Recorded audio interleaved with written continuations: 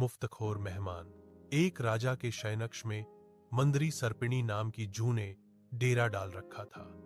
रोज रात को जब राजा जाता तो वह चुपके से बाहर निकलती और राजा का खून चूसकर फिर अपने स्थान पर जा छिपती। संयोग से एक दिन अग्निमुख नाम का एक खटमल भी राजा के शयनकक्ष में आ पहुंचा। जूं ने जब उसे देखा तो वहां से चले जाने को कहा। उसने अपने अधिकार क्षेत्र में किसी अन्य का दखल सहन नहीं था, लेकिन खटमल भी कम चतुर न था।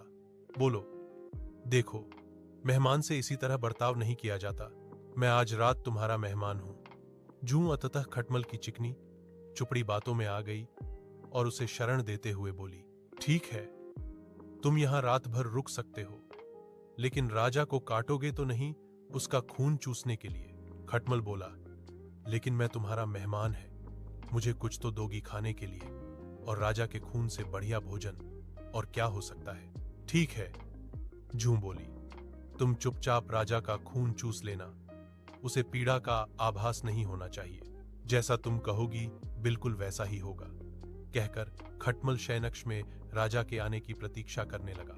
रात ढलने पर राजा वहां आया और बिस्तर पर पड़कर सो गया। उसे देख खटमल सब कुछ भूलकर राजा को काटने लगा, खून चूसने के लिए। ऐसा स्वादिष्ट खून उसने पहली बार चखा था, इसलिए वह राजा को जोर जोर से काटकर उसका खून चूसने लगा। इससे राजा के शरीर में तेज खुजली होने लगी और उसकी नींद उचट गई। उसने क्रोध में भरकर अपने सेवकों से खटमल को ढूंढकर मारने को कहा। यह सुनकर चतुर खटमल तो पलंग के पाए के नीचे छिप गया, लेकिन चादर के कोने पर बैठी जूं राजा के सेवकों की नजर में आ गई। उन्होंने उसे पकड़ा और मार डाला। शिक्षा अजनबियों पर कभी विश्वास न करो।